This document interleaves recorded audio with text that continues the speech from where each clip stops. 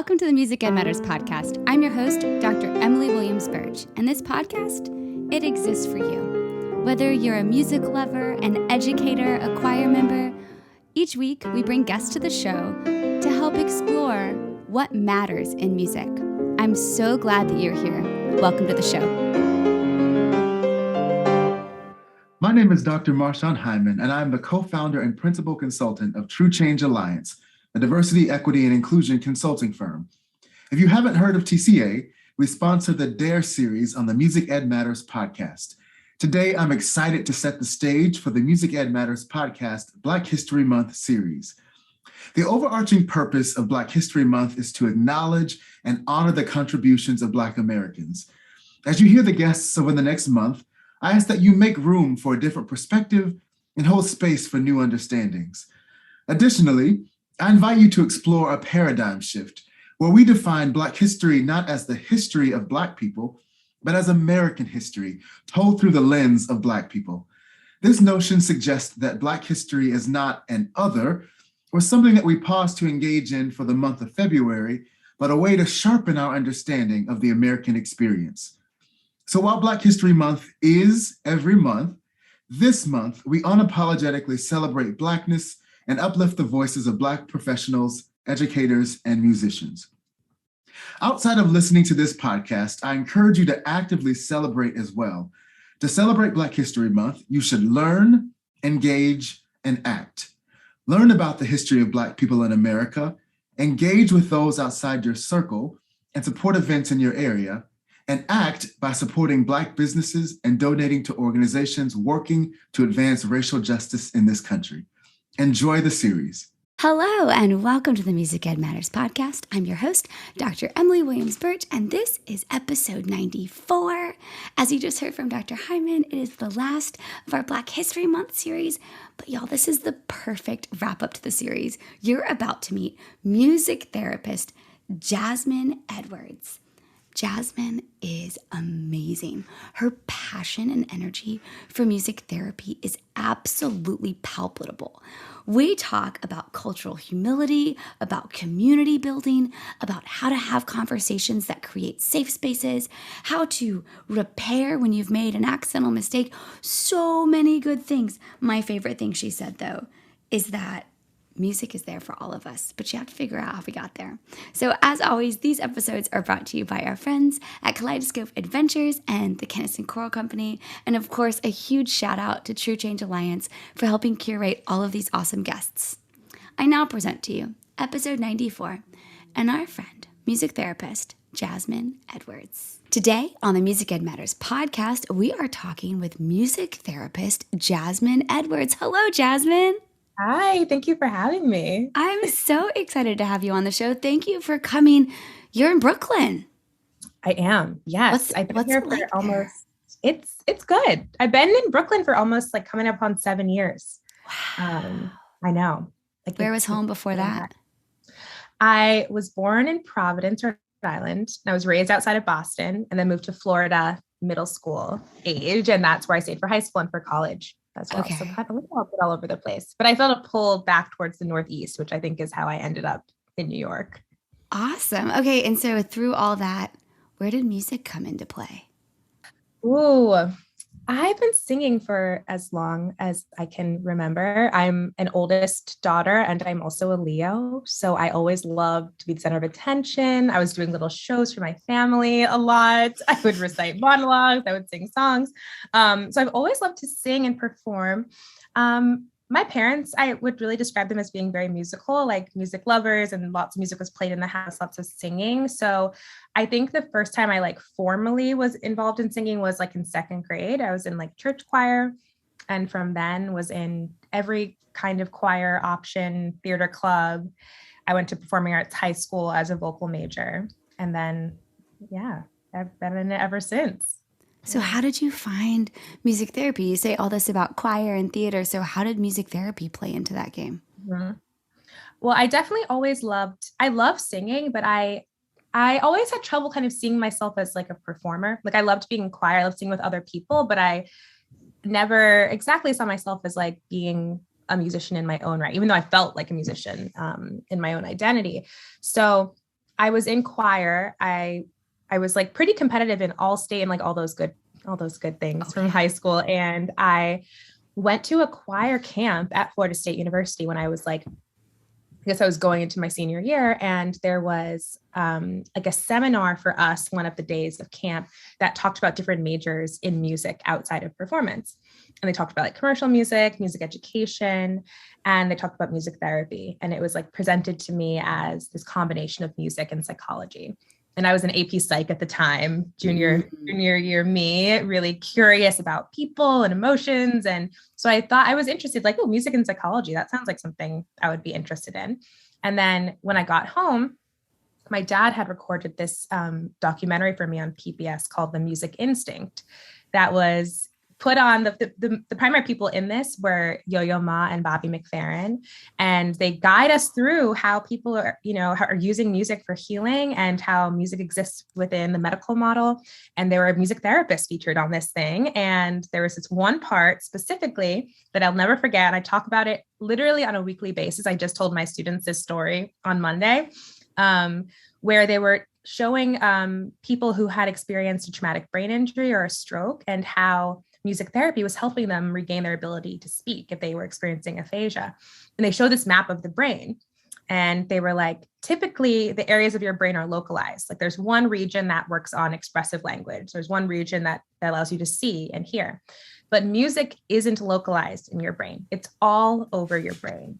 So it can be near a memory center. It can be near, it can bring about a certain feeling. And through this process of neuroplasticity, your brain can actually rewire itself or relearn skills through the music centers. So it was showing case studies of people who were not able to speak, but were able to sing, and how eventually that skill was generalized to speech. And a big famous example of this is Gabby Giffords, her case, where she suffered from a gunshot wound and was able to learn how to speak again through music therapy. Wow.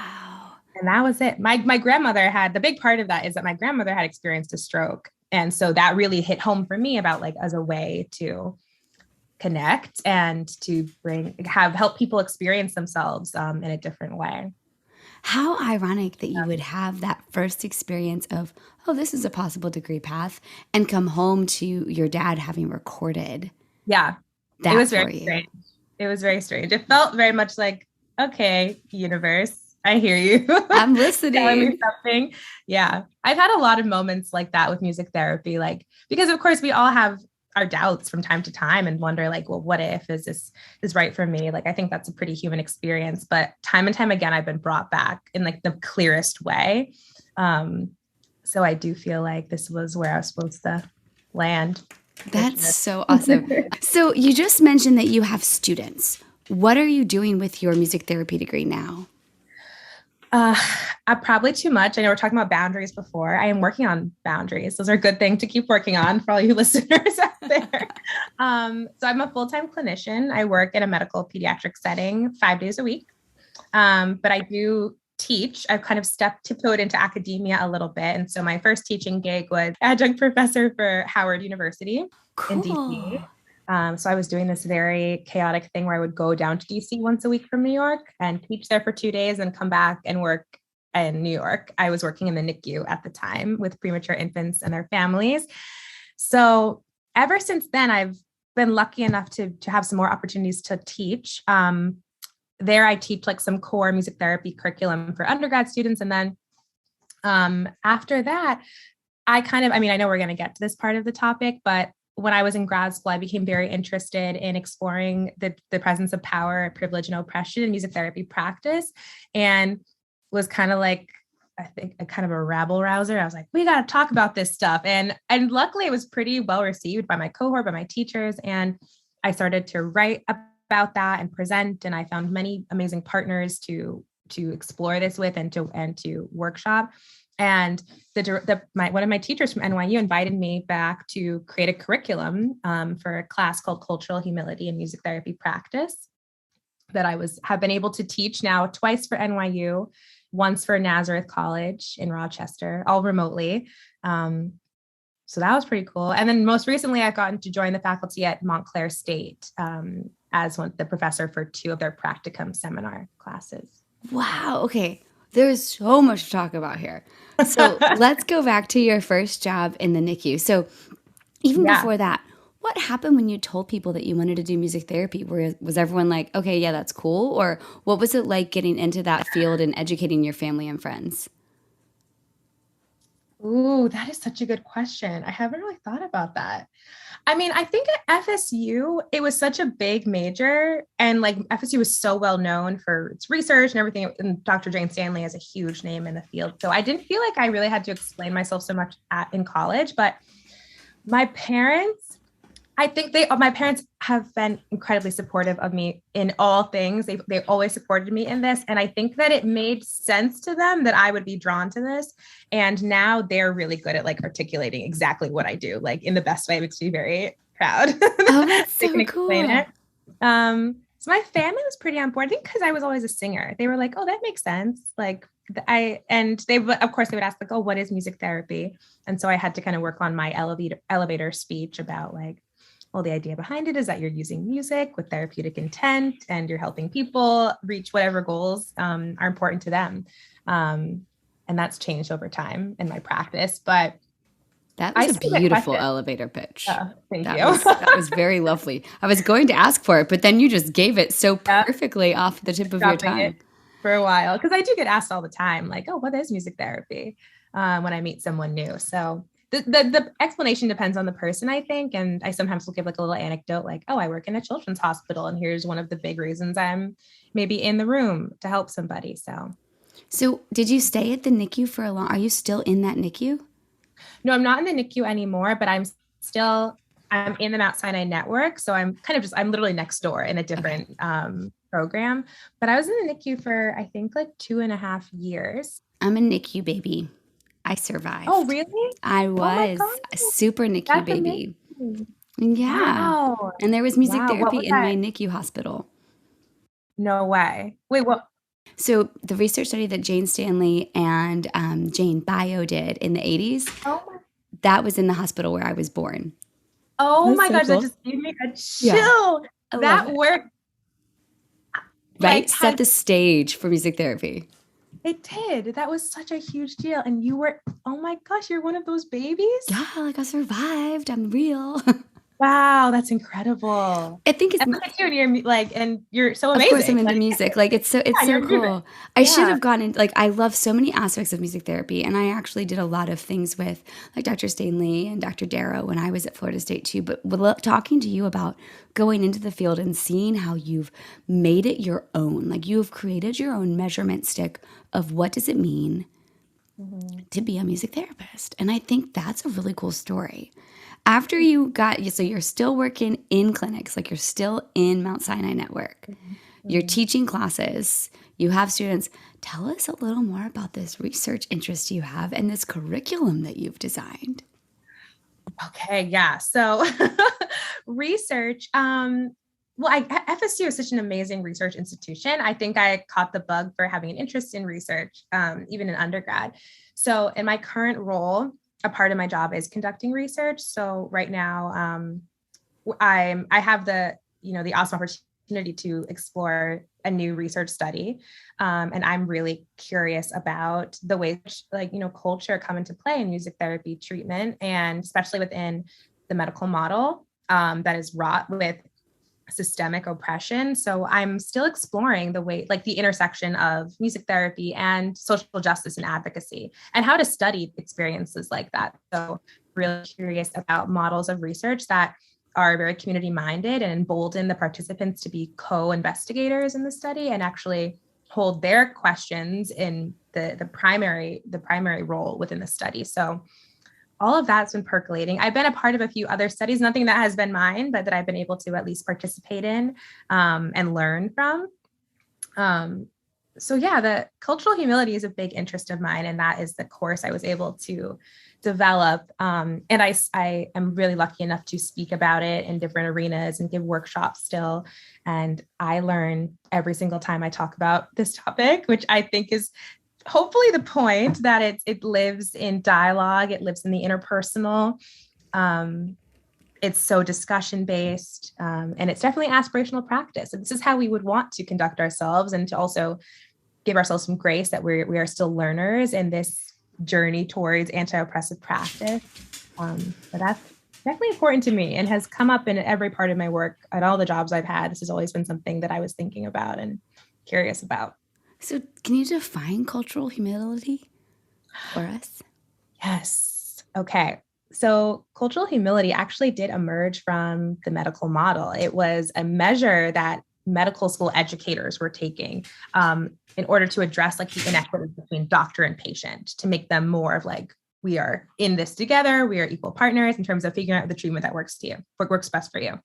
So the idea behind cultural humility is that we are not experts and we never will be. Cultural competency, I'm sorry if there's a listener out here who really is here for cultural competency, but to me, it's something that is a bit of a myth. There's no way that you can learn everything about every culture and never have a misstep in how you engage in conversations about culture. That mistakes are inevitable, but what's even more important is how you engage in repair and what repair can look like when in an instance where you have perpetuated harm. It's about literally humbling yourself and stepping into the not knowing, but also holding a stance of openness towards the other, genuine openness to learning about what's important to them and how their cultural identity manifests within them. Really bumping up against and challenging this idea of a monolith for a certain group, of a stereotype, allowing someone to be their full nuanced self. I think is one of the most radical things that you can do as a music therapist, as a therapist in general. And I think there's lots of ways to apply a culturally humble lens to all different professions, education as well. Really, I think the core of it is allowing a person nuance within their identity and being thoughtful and careful and really exploring what support looks like to that person if and when harm happens. Yeah. I just took about 4 pages of notes as you were writing, which was beautiful. There's so many things that stood out. It's how you step into the unknown. It's how you allow a person the nuance within their identity. Mm-hmm. What does that look like for you as a music therapist? Oh, well, I think that learning kind of grew out of my own lived experience as a Black person, as a Black person who also holds a mixed identity. I've really come to feel as though being mixed is a part of the Black experience. So that's how I identify, and having experiences of being gaslit and invalidated or othered or felt as though like, oh, you're not showing up the way I thought you would or should show up. Being exoticized, being just marginalized in different ways, interpersonally and on larger levels. So I learned how the thing that really always felt icky for me was when someone expected something of me that I felt like I couldn't live up to, or there was like a cognitive dissonance between how I felt and how I was being perceived.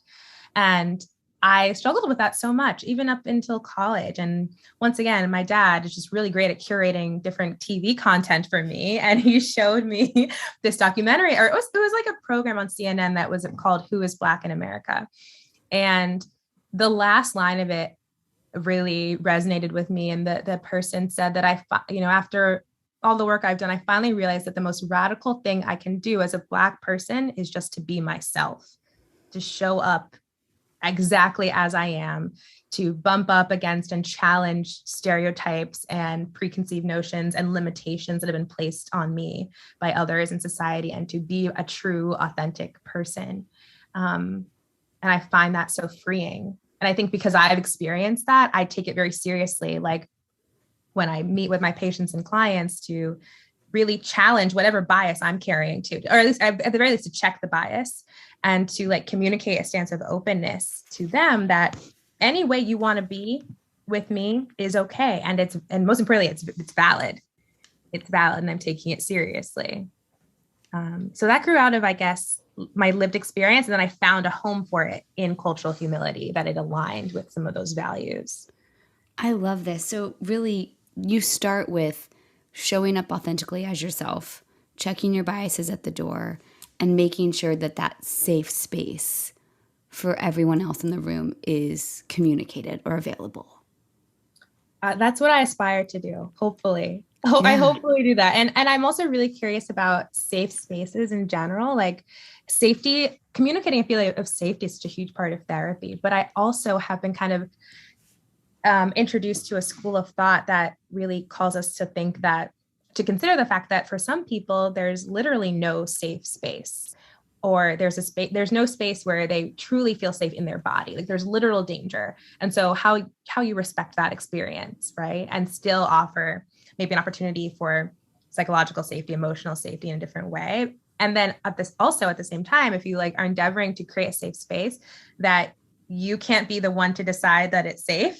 Like as a therapist, I can't be like, but I did all these things. Like it's a safe space, right? The person has to experience it as being safe. So I read this incredible article by a music therapist named Ellie Shrine, and they explored what co-constructed safety was like, as opposed to the therapist deciding a space is safe. What happens when therapist and client endeavor to decide the characteristics of a space to make it feel safe for the person? That's such a great thing to practice in the classroom too. You as the teacher can say, Yes. This is what I feel a safe space would be, but how have you engaged your students in co-creating that safe space? Totally. Absolutely. Very transferable to education. So And I transferable. try that so much. I really do try that. Like a lot of my cultural humility classes start with communication guidelines, like that I've learned from other places, and I offer to them, and then offer an opportunity to make some changes, edit things. Does this feel like it works for this group? Or do you want to take something away or add something? Ways that we're going to engage with each other that this group these are measures that have made people feel safe in other settings. And so I'm offering it here for us to decide if it's applicable to the work that we want to do together. What are some of those communication guidelines? Can you share them with us? Yes, I got them from the NYU Justice Zone training that I did when I was a grad student. And a few of them are like using I statements when you speak, like I'm speaking from my point of view, my lived experience, my social location, asking questions, leaning into discomfort, recognizing how your own social location and your experiences of power or privilege and oppression will impact how you engage with not only the guidelines, but the conversation in general. Check in with your body. That's definitely like creative arts therapists coming out, like in embodied practices. So like, oh, am I holding something somewhere? Do I need to like step away, stand up and stretch so that I can actually engage with what's happening? Yeah, I don't know if that's all of them, but those are a few of them. That's the idea behind That's the such a guidelines. Great place to start though. I mean, what a great just a place to start. And like you said, what works for us? What do we want to adapt for our space? That's applicable right there. Mm-hmm. Yeah. Right, you just hinted on it, so I want to know more about it. What's creative arts therapy? Okay, yes, this might be a little bit of a New York specific thing because so I guess technically creative arts therapy encapsulates music therapy, art therapy, drama, dance movement, poetry therapy sometimes is included there. Other times is considered an expressive art therapy. I hope I listed everybody. Music, art, drama, dance movement, poetry. And so we're all like allied modalities, right? Like similar, even though the way that we offer therapy is different, like kind of the general ideas that we're using in artistic modality with therapeutic intent is the same. So in New York State, there is a special licensure called the LCAT, and that's the Licensed Creative Arts Therapist licensure for us. So in other states, it's all individual. Like there's a music therapy license, there's art therapy license, but in New York State, it's all kind of encompassing, which I think has been helpful. I don't know. I'm not so great with legislation and that kind of Are thing. you able to then do theatrical and artistic therapy as well in your sessions, or does it just make you guys more of a community? I would say, I mean, I'm sure there are many reasons for this that I am so naive about, but it's more of like a container, like more of a community. It connects, it shows like, okay, these are all allied professions technically, and like how Office of Professions views New York State. So I wouldn't cross over, and because that's like a totally separate training, but I think it's helpful, I think, in terms of advocacy Like it gives you something to lean on of like, oh, this is what I'm trained to do. This is what I'm offering your site. Here's what falls into my purview. So I think that's probably the bigger reason why it can be helpful. And everyone has different opinions about it. And I'm probably really butchering the why of it all. It's so cool because you've created a community. So often music teachers are an island by themselves at their school, or the music therapist is an island by themselves at the hospital or the clinic. And so you're saying there are other people that use the creative arts to have therapeutic means. And that gives you a community. I wish there probably are better ways to connect people, because right now it's just like a bunch of people who hold the same licensure who work at all different places. So that would be cool if there were more ways to connect, because I know I have learned a great deal from other creative arts therapists. I've had some incredible experiences with the drama therapists at NYU. I've engaged in a whole therapeutic theater process, like as myself. I work alongside several art therapists. I love co-treating with them. There's like I think there's a great deal for us to learn from each other. And so there are definitely communities like that exist within New York City. Like I'm a part of Creative Arts Therapists of Color. So that's like another listserv that connects BIPOC identifying creative arts therapists. I've been in a few different affinity spaces like that. Which is cool. The importance of community. I think that's what you're driving home for us today, is how no one needs to exist in a vacuum. Find the people that are part of your LCAT that can get that are on your same certification. I'm sure it takes work, like what you're saying, like, because I know that I've been in jobs where I've been the only music therapist there, and I would, make friends and connections, but then I sometimes take for granted the energy initiative it takes to find community. Like the communities are out there, but it does take that searching. And since it takes you meeting somebody at some place who says, oh, you know what, who you should be connected to, so-and-so. And like, I know I benefited from that when I've been able to meet people who've connected me with someone else who they know shares my interests, or that I, could collaborate with or something. So it does take effort, especially now. And, in this new world, and like kind of a COVID world where so much is online, that it takes a little extra initiative, but also in the same vein, it probably makes certain communities more accessible if they're on a virtual platform. Hey, while we're talking about communities, you had put this in your list of things to talk about. So I'm really excited to ask, what are the considerations that you have to, because one of the communication guidelines was recognizing your own place, your own bias, your own struggles. What has it been like being a Black therapist? What are some of the considerations you've had to make in that situation? I mean, I guess there's so many different situations that I find myself in. Like my considerations were different when I was a student versus when I was a new professional, to now being a little bit more seasoned, to being in academia.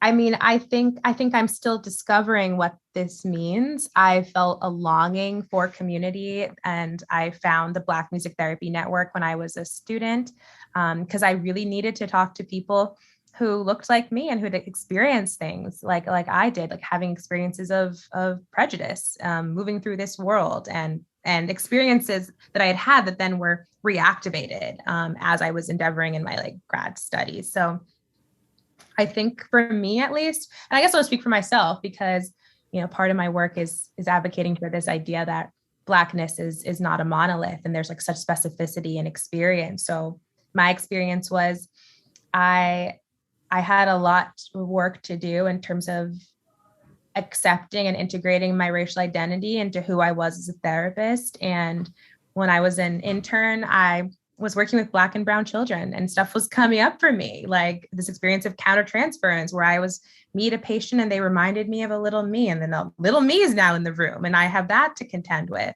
And that's part of my work as a therapist, and that all therapists should be engaging in, is really looking at your bias or countertransference, whatever gets activated by your client or patient work. I started to really think about the role of representation in work. Like, what does it mean for a Black therapist to work with a Black child? What could happen? What could come up? And how does age of that child impact what comes up in therapy? I'm really curious about. I think we know a lot about representation in media and even in education, but not so much in therapeutic spaces. Like, what does that mean? How does that change the material that comes up? So I mean, I don't know. That's such a big question. I think I also really like social justice work, and I identify with like the activist spirit. I don't know if I have earned being able to call myself an activist, but I care a lot about these conversations, and I know what I've lived through and what I've witnessed Black people endure. And I feel strongly about using my voice or whatever semblance of power I have in certain spaces to advocate for the needs of my community. And I also feel strongly about the role of music in the Black experience too, and how Black people were already using music therapeutically and for healing, and how I can even just begin to think about honoring that in the work that I do, if it's indicated for that person, if that's also a value for the person as well. Yeah, Thank that was you all for over the sharing. place. No, thanks for sharing your story. I love listening. You said a little bit about advocacy, and as someone not in the Black or Brown community, it's really important to me to show up and help. And one way is through this series. What are other ways that we as teachers who have students in our classroom that might not look like us, what are some of the things that we can do as we leave Black History Month to keep showing up for our students of color? Yeah. I think the first thought I had is about curriculum, really exposing students to a diverse array of authors. That's something that I think that's generalized to like all different kinds of education. That's something that music therapy is really having to contend with. How do we present students with diverse perspectives, people who have different lived experiences? But I think really, I have such a hard time with this because I feel like before I really found cultural humility, these conversations about culture will sometimes get like a little prescriptive, like, oh, just don't say this or just don't do that. And which is like impossible because everybody is different, experiences things differently. So I think you do need to have like, there's certain things that are just like straight up, unequivocally very harmful that we just like know not to do. Hopefully most of us know not to do them, but there's a lot of gray and ambiguity in terms of what this person needs and what it would be like. What's the nature of the dynamic? What's the relationship? How does relationship impact the situation? So I think actually I've been really trying to step into this question with my patients and clients, and also just with how I move through the world, is really asking somebody, what does support look like to you? And that could be after like an event has happened, maybe harm has happened and you are looking at like recourse and social action. What does support look like to you? That really stood out to me. That made me feel something. And I just wanted to see how it landed with you. And I want you to know, here are your options, in terms of next steps. And I'm with you in whatever next step feels right to you. But also I think that can just be asked in general. It doesn't have to be asked like after conflict, like, what does it look like to you?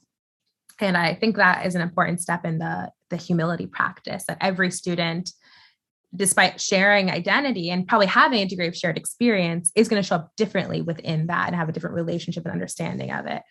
And so asking as much as I guess we're able to. And again, that's not prescriptive either. That's just my my so riff good on it. You kind of tied it all together in that, because you gave us a little bit of cultural humility in there. You referenced so many of the things you said with humility, in that we need to not be the experts. And if mistakes, which are inevitable, happen, knowing how to engage in repair. And I think what you just gave us was the first step of engaging in repair, which is asking the question, acknowledging it happened, and asking the question. Mm-hmm. Mm-hmm.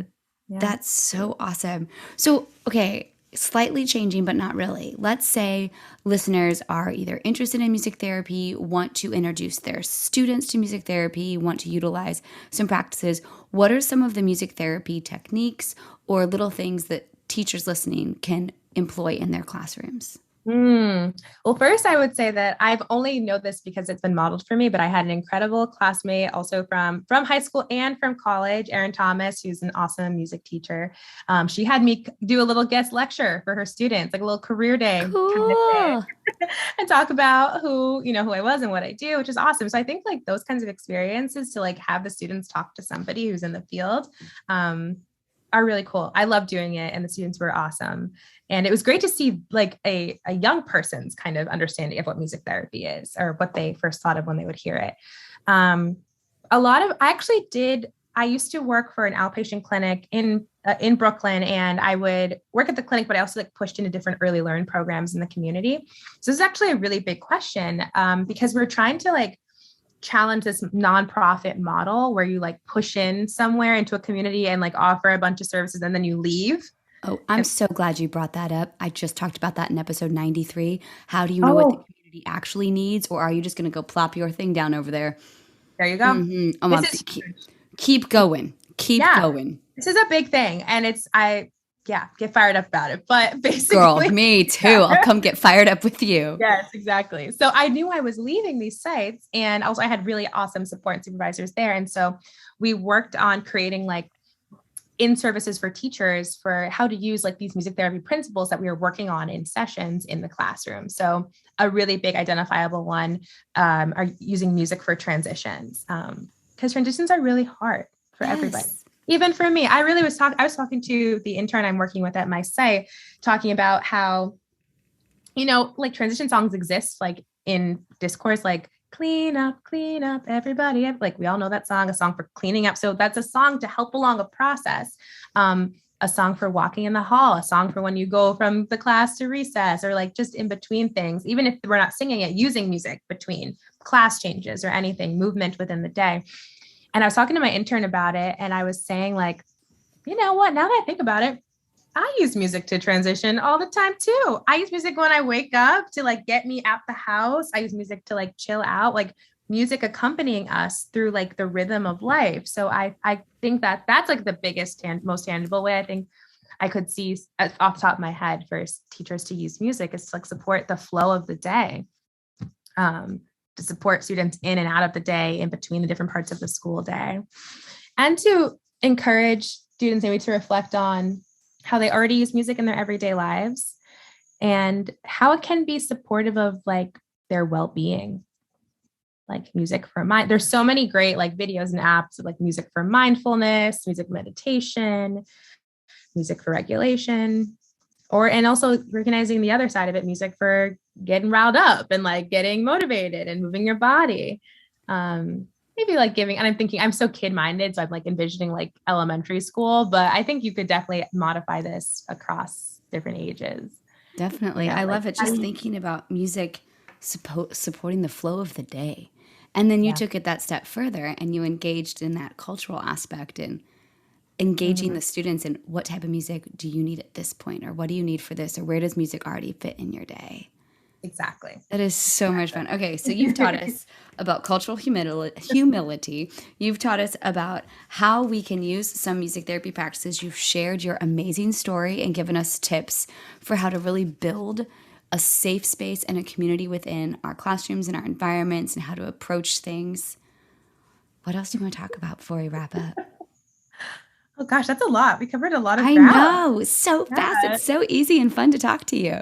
Yes, this was really such a pleasure. I mean, I think like it's so fun to talk about it, and it's really interesting like what comes out and what's top of mind and what I really is like burning in my belly, so to speak, too. So I think that those could be the highlights. I think we highlight. Okay, well then we have to make sure that there is one thing that really matters that you want the listener to walk away from this episode. What is that one thing? Oh my gosh, one thing that really matters. I know, hardest question ever.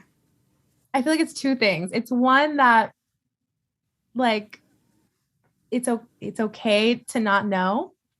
That's the first one. It's okay to not know. And the second one is that music is always there for you. And that we give music so much to other people in our music therapy and in education. We're creating music experiences for other people. I think we forget that music once upon a time was a resource for us, something that made us feel good.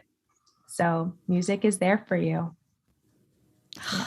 Jasmine, I'm so happy to have met you. Thank you so much for coming on the show and wrapping up this series with us. Thank you for having me. It was a pleasure. It was awesome. How freeing is it to know that we are not experts and we never will be, that mistakes are inevitable, and the key is how we engage in repair. It's how we step into the unknown. It's how we allow the person the nuance of space within the identity that they're bringing to the conversation and to the space. I love how Jasmine gave us the story of how she got into music therapy, about life as a music therapist, and how there's that amazing community that joins together to advocate in the creative arts therapy community of New York. But really, we're walking away with so many things about curriculum and music and how to support all the different people in our spaces. I love how she kind of gave us the 3 steps. Show up authentically, check your biases, and then co-construct a safe space. I really also liked those guidelines, those community guidelines that she gave us. Most importantly, those 2 final nuggets, man, it's okay not to know, and music is always there for you. So in case you've forgotten, my friends, you matter. We all know that music matters, especially music therapy and cultural humanity. And if I don't see you at patreon.com/musicedmatters, I'll see you next time on the Music Ed Matters podcast.